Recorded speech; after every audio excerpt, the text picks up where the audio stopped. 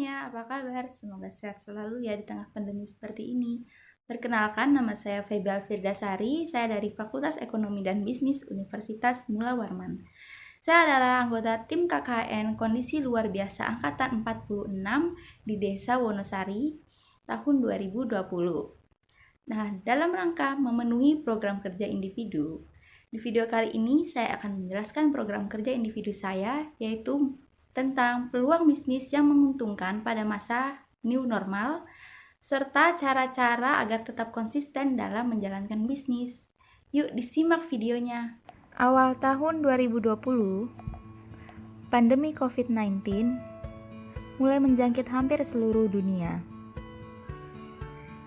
Kehadirannya memiliki dampak bagi semua orang di dunia ini. Kita semua harus berdiam diri di rumah demi memutus rantai penularan COVID-19.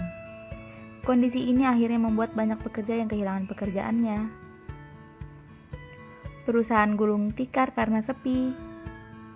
Siswa yang hak belajarnya tidak terpenuhi. Sehingga membuat perekonomian di dunia terancam lesu dan berdampak luas di banyak sektor.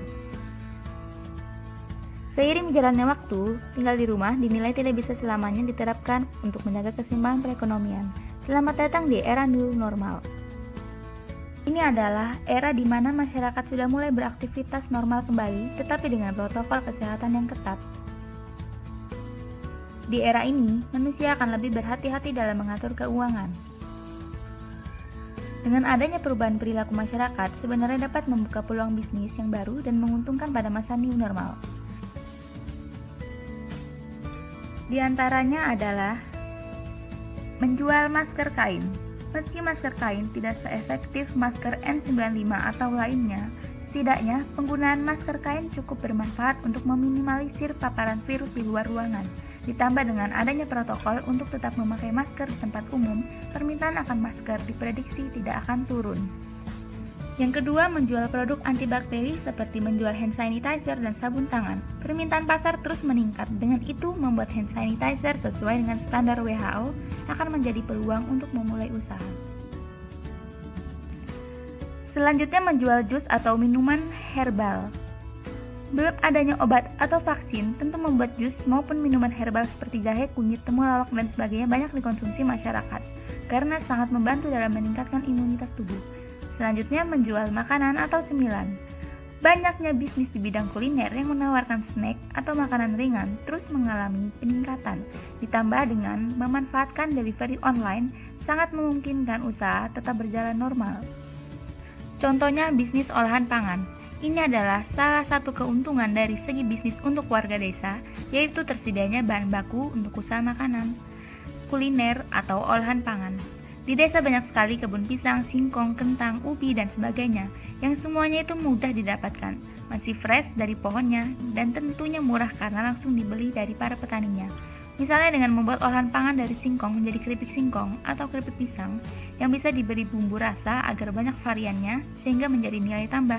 Dan Anda juga bisa mengemas makanan ringan tersebut dibungkus dengan kemasan kecil, dan dijual ke warung-warung terdekat di daerah Anda, serta dikirim ke pasar atau ke kota. Anda harus tetap fokus pada aktivitas yang mampu meningkatkan penjualan. Yang tidak kalah penting, laporan keuangan harus dibuat dan diperbaharui secara berkala.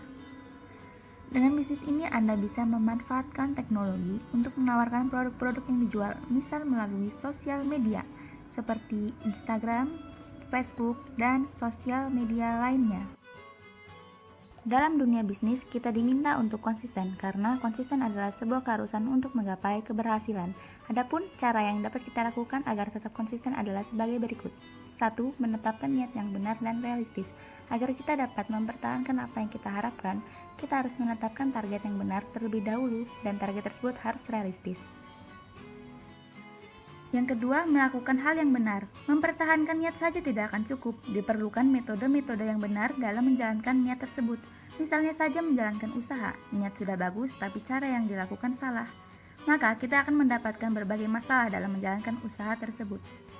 3. Melakukan secara bertahap. Segala hal harus dilakukan secara bertahap, tidak dapat sekaligus langsung jadi, termasuk juga perkara konsisten. sebelum konsisten terhadap hal-hal yang besar, sebaiknya dimulai dari perkara-perkara yang kecil dan ringan terlebih dahulu.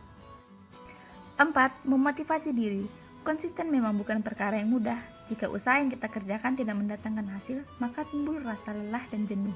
Oleh karena itu, hendaknya sesekali kita melihat barang-barang yang kita sukai untuk memotivasi diri agar tetap bertahan dan bersemangat. 5. Memperbanyak belajar. Membangun sebuah usaha tanpa belajar seperti makan tanpa minum. Meskipun tertelan, tapi kita akan tersedak. Jangan takut akan kegagalan dan teruslah mencoba.